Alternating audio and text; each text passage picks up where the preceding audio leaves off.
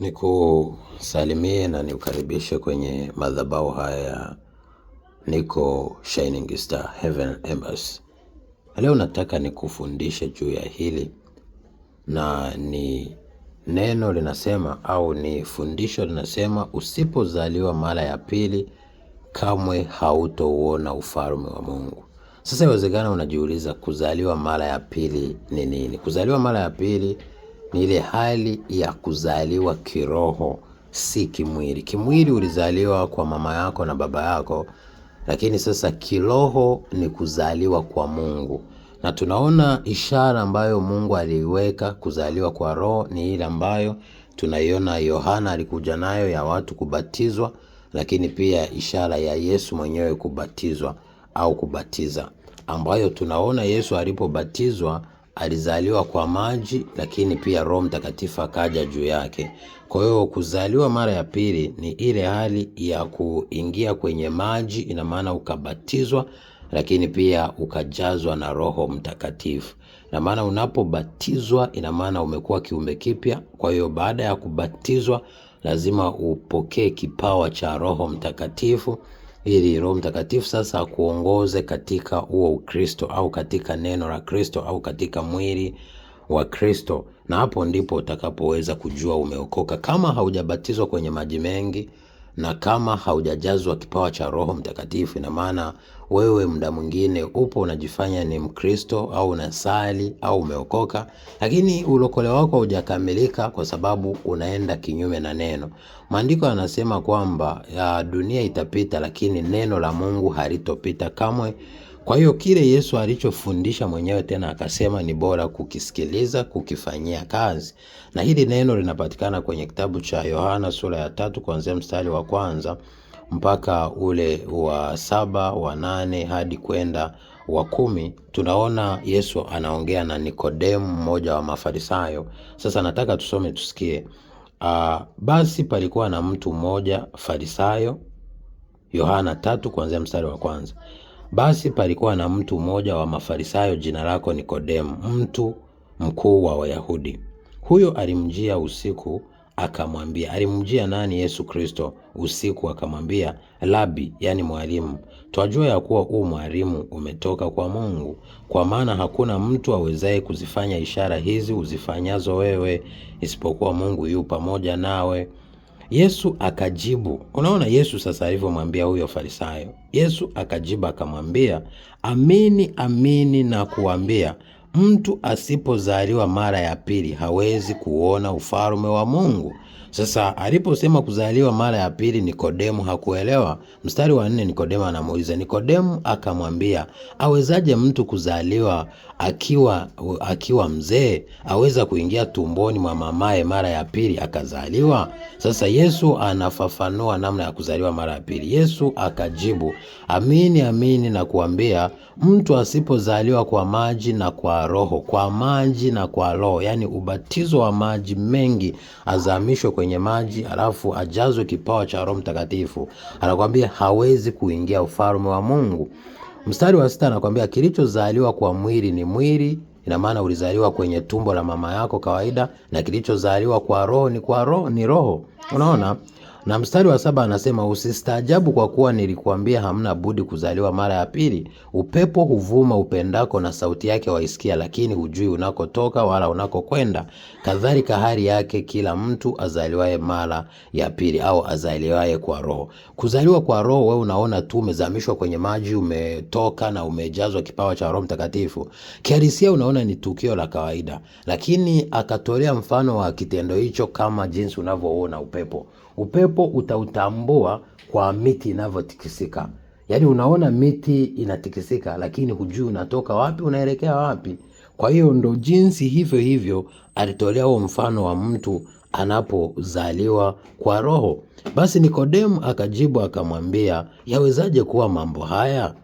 Msikia Yesu alichomwambia. Bwana akamwambia, akajibu akamwambia, je, wewe mwalimu wa Israeli na mambo haya huyafahamu? Amini amini nawaambia kwamba lile tulijualo twalinena na lile tuliloliona twalishuhudia tuliloliona. Hebu angalia, Yesu mwenyewe amekiona hiki, anakishuhudia, wala ushuhuda wetu hamkubali. Ikiwa nimewaambia mambo ya duniani wala hamsadiki, mtasadiki wapi vipi niwaambiayo mambo ya mbinguni? Wala hakuna mtu aliyepaa mbinguni ila yeye aliyeshuka kutoka mbinguni, yani mwana wa Adamu, yani Yesu Kristo. Na kama vile Musa alivyomuinua yule nyoka jangwani, vivyo hivyo mwana wa Adamu hana budi kuinuliwa, ili kila mtu atakayemwamini awe na uzima wa milele katika yeye.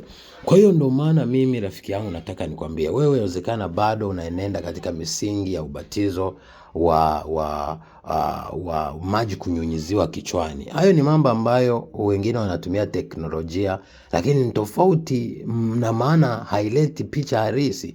Yesu wangeweza kuwa na maji wakawamwagia watu kichwani. Kwa nini wawapeleke mto Jordani? Jiulize hicho kitu.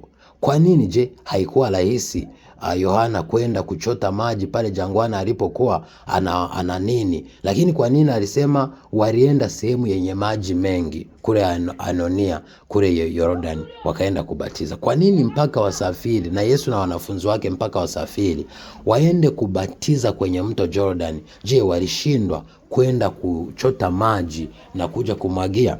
Kumbuka kile kitu alichokisema kwa yule kipofu, akamwambia nenda ukanawe birika la Siloamu. Je, Yesu alishindwa kuagiza maji tu hapo akampa akanawa hapo? Kwa nini amwambie nenda ukanawe kwenye birika la Siloamu?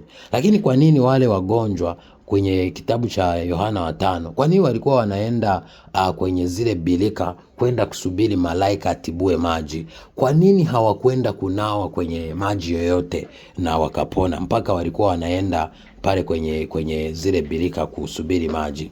Lakini pia Naamani alipoambiwa na Elisha, nenda ukanawe ukajichovye kwenye mto Jordan mara 7 utatakasika ukoma wake, Naamani akaanza kubisha, akasemaje, mbona kwetu Shamu kule kuna maji masafi mazuri? Hada akataka kugoma, lakini watumishi wake wakamshauri, wewe kama wangekwambia hiki kigumu zaidi ya hili ungefanya. Alivyoenda akajichovya mla kana, lakini maji ya kule kwao alikuwa ananawa, hakuna matokeo. Kwa hiyo maelekezo ya yule unayemfuata ukiyafuata ndipo utapata matokeo. Na mimi nataka nikwambie hichi kitu ni kitu ambacho mwisho wa mwisho kuna kitu kidogo kitakukosesha ufalme wa Mungu. Inawezekana wewe upo kwenye dini ambayo unamwagiwa tu maji, lakini Mungu hajazungumzia dini kama ndo njia ya kumpeleka mtu mbinguni. Yeye ndo maana akaeleza dini tena, akasema dini safi sio nataka ni kwenda kuangalia yatima na wajane na kuacha dhambi. Kwa hiyo hizi haya madhehebu mengine hata ni ya mashetani. Wengine unaweza kuona ni mtumishi ana kanisa lakini si la Mungu. Mwingine unaona ni dini iko ni kubwa imeenea dunia nzima, lakini nyuma yake ni ya mashetani, ni ibada za mashetani, au aliyeanzisha ni shetani, nyuma yake watumishi wake ni mashetani. Kwa hiyo usianze kuchanganyikiwa na dini na watumishi, au mtu kufatwa sana mtumishi. Anza kuchanganyikiwa unapolikosa neno na unapoacha kuongozwa na Roho Mtakatifu, kwa sababu hiyo ndo dini pekee na huyo ndo Mungu pekee. Ndio maana Yesu akamwambia mama Msamaria, akamwambiaje, nyie mnaabudu msichokijua, nyie ambao mnaenda kwenye mlima ule au Yerusalemu. Akamwambiaje, waabudu harisi lazima wamwabudu Mungu katika roho na kweli, na Mungu hao ndio anaowatafuta, yani wanaomwabudu Mungu katika neno na katika wakiongozwa na Roho Mtakatifu. Soma kitabu kile cha Yohana sura ya 4 mstari wa 20 mpaka 24. Haya nimekufundisha, usilete masiara. Kama hujabatizwa kwenye maji mengi, tafuta ukabatizwe na ujazwe Roho Mtakatifu. Hapo ndipo utaweza kuwa umezaliwa.